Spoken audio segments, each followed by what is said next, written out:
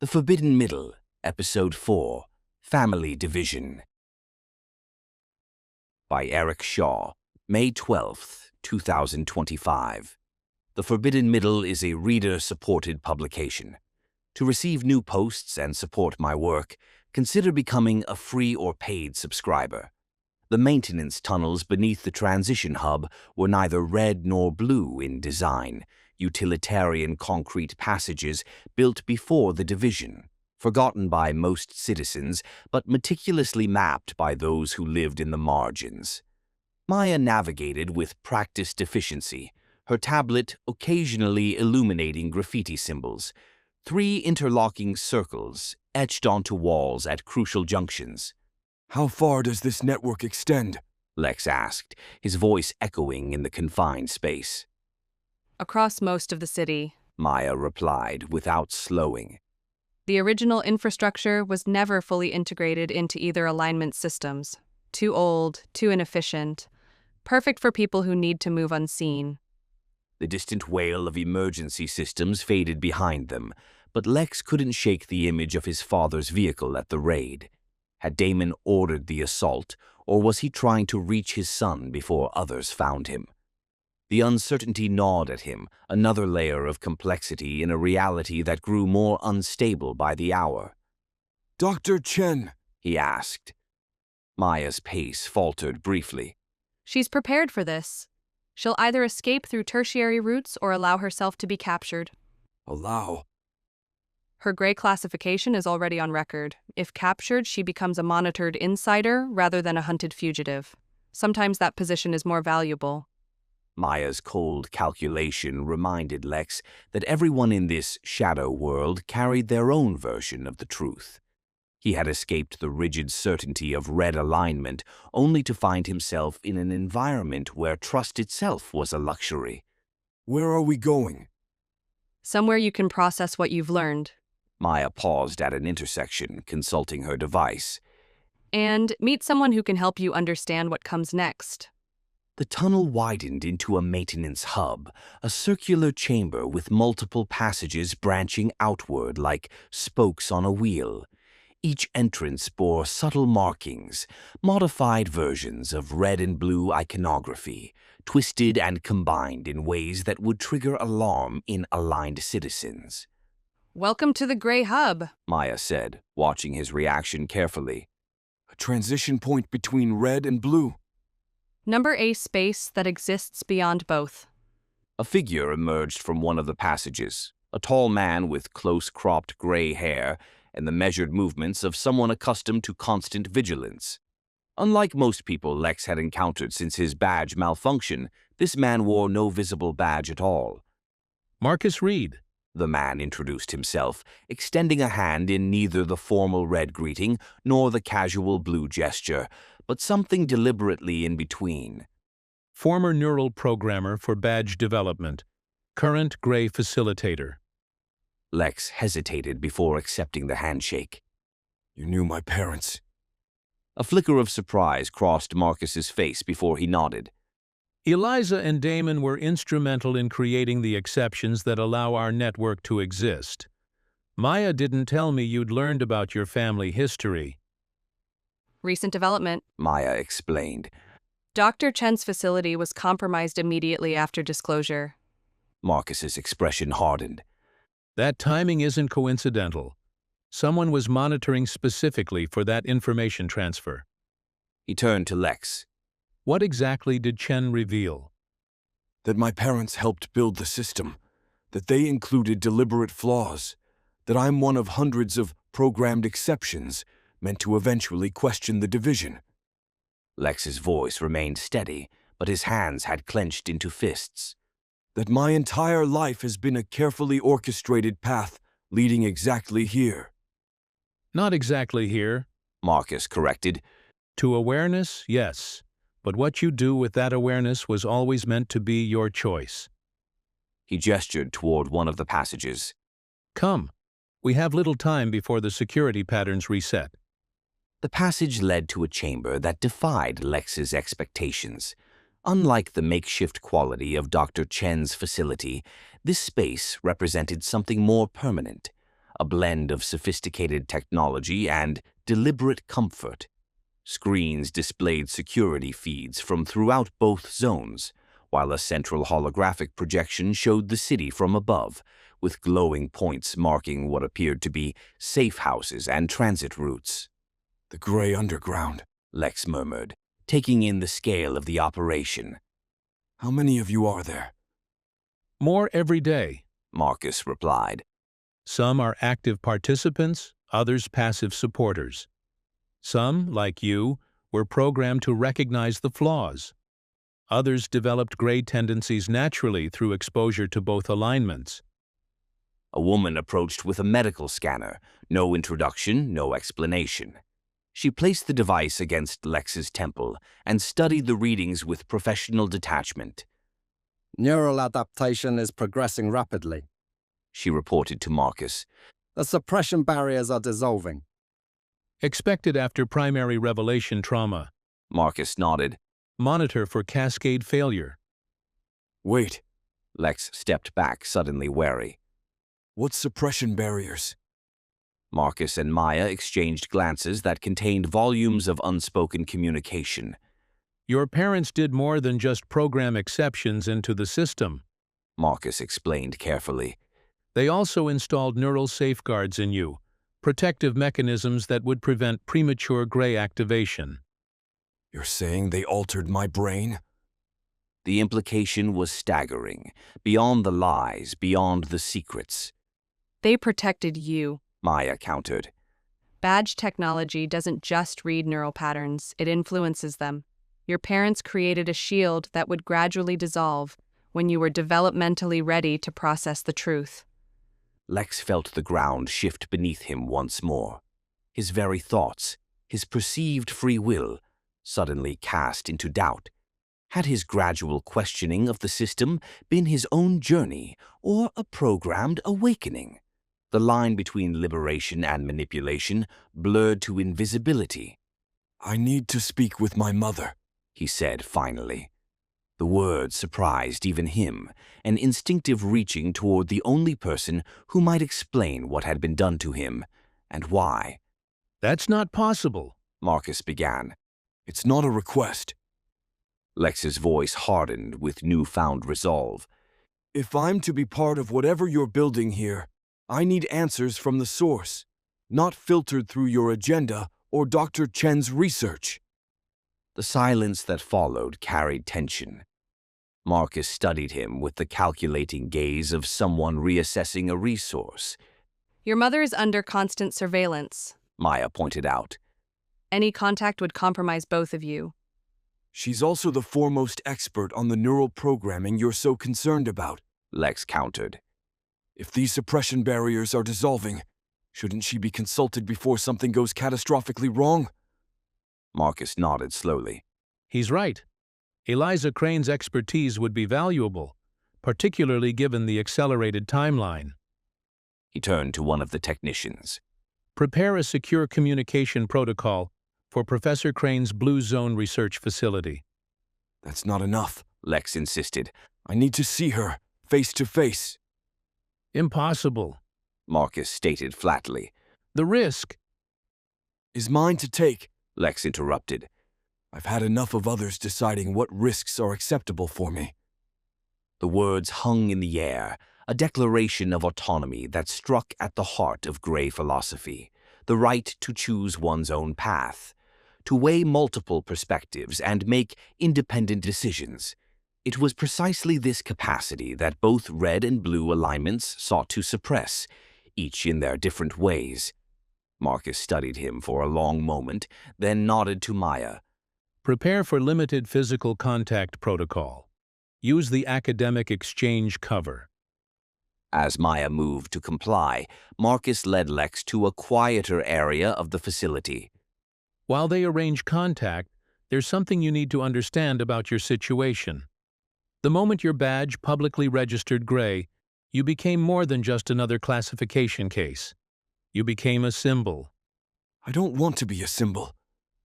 Few who become symbols ever do, Marcus replied with grim humor. But your position, son of a high-ranking Red official, systems analyst with security clearance, and now a verified Gray with unique neural patterns, makes you valuable to multiple factions. Factions? I thought Gray was united against the division. Marcus's laugh was short and without humor. Gray isn't a third alignment, Lex. It's the absence of absolute alignment. That means diversity of thought, of approach, of vision for the future. He gestured toward the facility around them.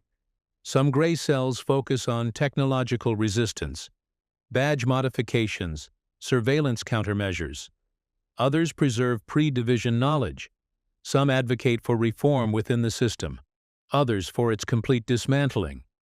Lex absorbed this new complication. And which faction are you? I believe the division must end, but not through violence or collapse. The infrastructure of separated societies can't simply be removed without catastrophic consequences. Marcus's eyes took on an intensity that bordered on zealotry. We need integration, gradual, careful reintroduction of shared reality. And my role in this? That depends entirely on what you discover when you meet your mother, Marcus said, and which version of the truth you choose to believe. The Blue Academic Research Center occupied a sprawling campus of interconnected structures that flowed organically into one another. Buildings designed to foster collaboration and shared knowledge acquisition. Unlike the rigid hierarchical architecture of red educational facilities, Blue learning spaces emphasized community and connection. Lex, now disguised as a Red Zone technical consultant with fabricated credentials and a modified badge displaying perfect red alignment readings, felt profoundly out of place. His posture was too stiff, his movements too deliberate for the fluid social environment of Blue academia. Remember, you're here for a cross-alignment data sharing initiative, Maya reminded him through the discreet communication device in his ear. She was monitoring from a safe distance, ready to intervene if necessary. Limited contact, 15 minutes maximum before the badge modification begins to degrade. I remember. 15 minutes to reconnect with the mother he hadn't seen in 15 years. 15 minutes to demand answers about his manipulated development. 15 minutes to decide where his loyalties truly lay. The Blue security protocols were less overtly intimidating than their red counterparts, but no less thorough. Lex submitted to biometric verification and alignment confirmation, maintaining the careful performance of red formality that his cover required. Professor Crane is expecting you in the historical documentation lab, The security officer informed him, maintaining the pleasant expression that characterized Blue enforcement. Please remember that cross-alignment interactions require mandatory reporting of all topics discussed. Of course. Lex replied with appropriate red curtness. I have the necessary documentation prepared. The Historical Documentation Lab was ostensibly dedicated to preserving Blue-approved historical narratives, carefully curated accounts that emphasized community, progress, and collective action. But as Lex was escorted through the facility, he noticed subtle inconsistencies in the organization of information. Sections that should contain only approved materials included gaps where restricted content might be hidden, storage systems with excess capacity, workstations positioned to shield screens from casual observation. His mother's deliberate subversion was hidden in plain sight, masked by perfect compliance with Blue protocols. And then she was there. Eliza Crane had aged differently than he remembered. Where his memories held a woman with warm eyes and an easy laugh, the person who stood before him now carried herself with the careful dignity of someone accustomed to constant observation. Her hair had gone silver, her face lined not just with age but with the strain of prolonged vigilance. Her badge glowed a steady, perfect blue. For a moment, neither spoke. The weight of 15 years of separation, of choices made and paths diverged, hung between them. Consultant Edwards, she greeted him formally, using his cover identity with no hint of recognition in her voice. But her eyes told a different story. Thank you for coming to discuss the cross-alignment data protocols. Professor Crane, Lex's voice nearly broke on the name. I've reviewed your proposal for information exchange. The blue security officer who had escorted him nodded and stepped back to a monitoring position near the door, present but granting the illusion of privacy for this approved interaction. Eliza led him to a workstation positioned in one of the room's blind spots. She activated a data screen that displayed technical specifications, the official purpose of their meeting, while simultaneously engaging a subtle interference pattern that would disrupt audio surveillance. Not enough to trigger alarms, but enough to create plausible deniability for anything captured. The division has created incompatible data structures, She began, her voice professional, but her hands trembling slightly as she pulled up technical diagrams. Red systems emphasize hierarchical organization, while blue prioritizes associative linking. Beneath the technical display, her fingers typed a message on a secondary screen shielded from the security officer's view. You shouldn't be here. Dangerous for both of us. Lex nodded as if considering her technical point. The compatibility issues create significant inefficiencies. His own fingers moved to the keyboard. I know everything. About you and Father. About what you did to me. Eliza's composure faltered only for a microsecond, a lifetime of practiced control, allowing her to maintain the academic facade, while her eyes flickered with panic, then resignation. The systems were designed to be separate. She continued aloud, her voice steady despite the devastating message she typed next. To protect you. We had no choice. They would have taken you for early alignment conditioning. Yet certain fundamental data principles could be standardized. Lex countered, the technical conversation continuing on autopilot, while his real communication burned with accusation. You programmed me. Neural barriers. Scheduled awakening. Was anything in my life real? Eliza pulled up another diagram, this one showing theoretical integration points between the systems. As she explained compatibility protocols, her hidden message carried desperate urgency. Everything real. The barriers only protected your natural gray tendencies. You were born seeing both sides, like me, like your father. The system would have destroyed that. The security implications of such integration would require careful management, Lex noted, his professional mask still in place while his fingers demanded, Then why help build the prison at all? To survive long enough to undermine it, came her reply. To create the exceptions that would eventually bring it down. You are not the only one. The technical discussion continued, a perfectly choreographed dance of official purpose, concealing the true exchange. In those precious minutes, as Eliza outlined data protocols that would never be implemented, Lex learned the full truth of his parents' compromise, their decision to appear to serve the system while planting the seeds of its eventual transformation. The badge technology was inevitable, Eliza explained in fragmented messages between technical points. If not us, others with no ethical constraints. We built in the flaws, created space for Gray to survive, for people to eventually reconnect.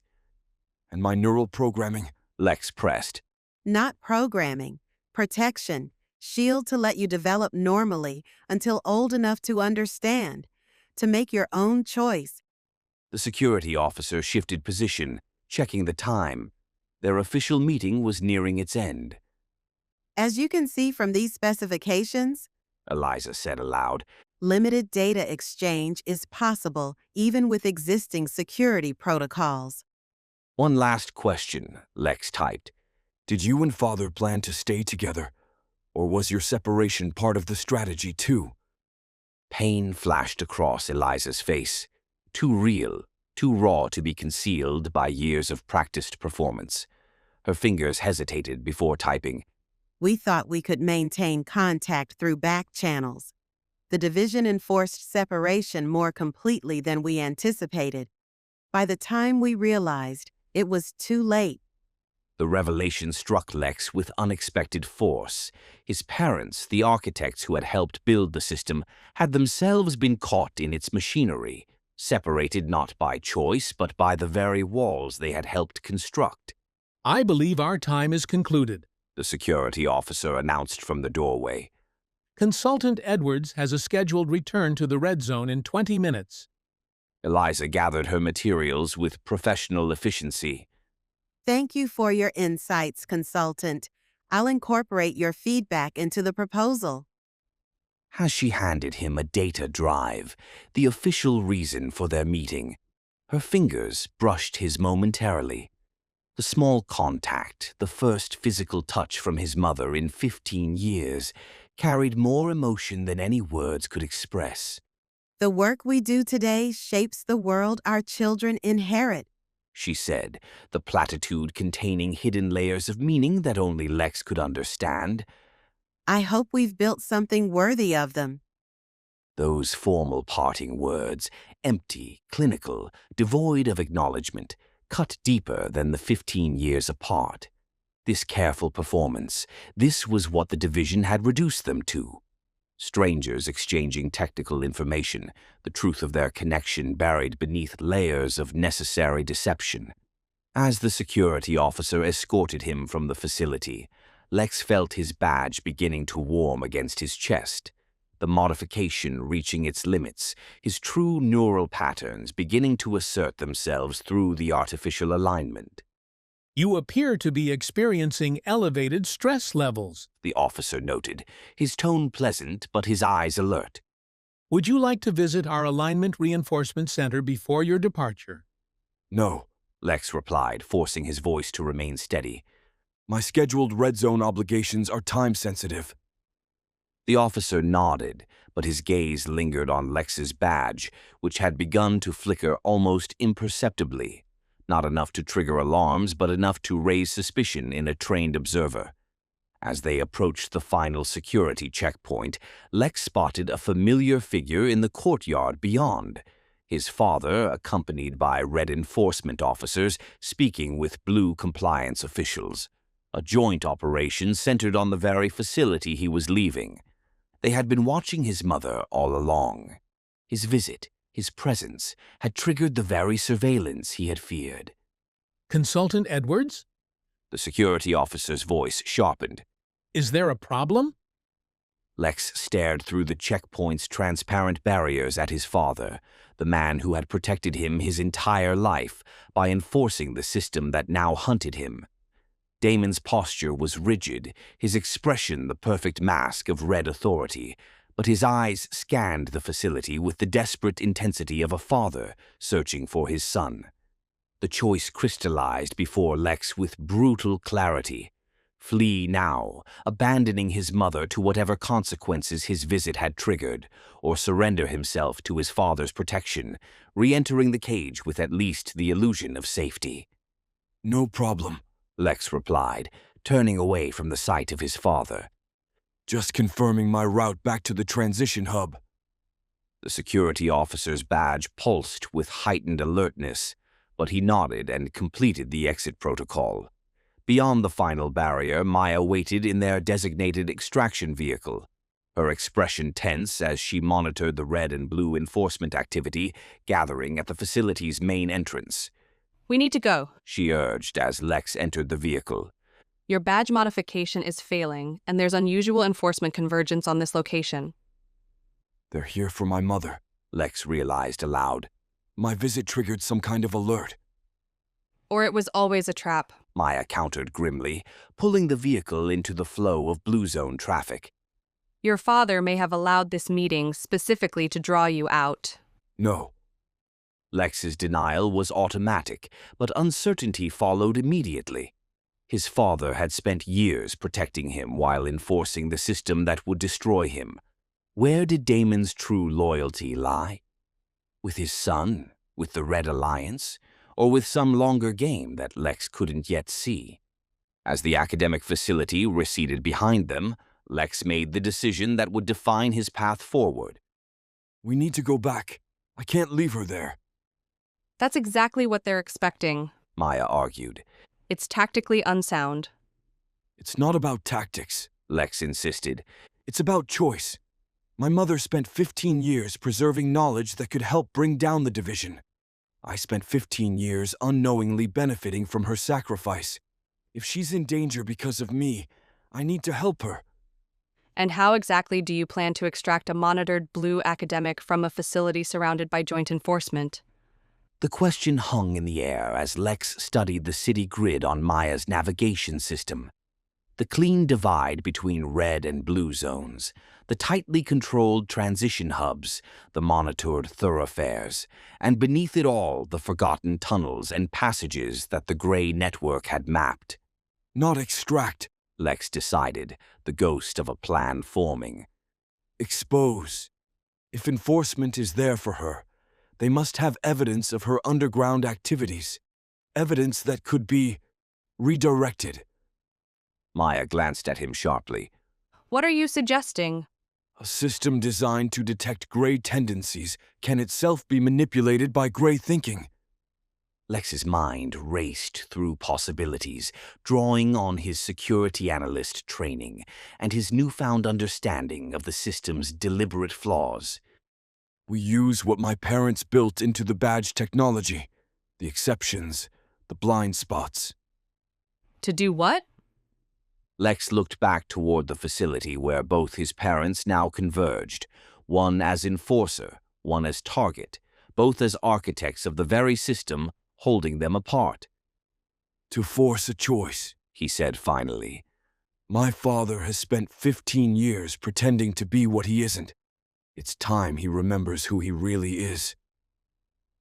As they circled back toward the academic center at a safe distance, Lex outlined his plan, not to free his mother, but to create a situation where his father would have to choose between maintaining his red facade and protecting the woman he had been separated from, but never stopped protecting. This isn't just about your family. Maya warned him. This is about the entire gray network. If your plan fails, Then I'll have made my choice, Lex finished for her. and for once, it will truly be mine. His badge flickered between red and gray as the modification failed completely, revealing his true neural patterns, not simply balanced between alignments, but actively integrating them, creating something new from their artificial division. Not simply gray, but the forbidden middle that both sides feared, the living proof that the division itself was the lie.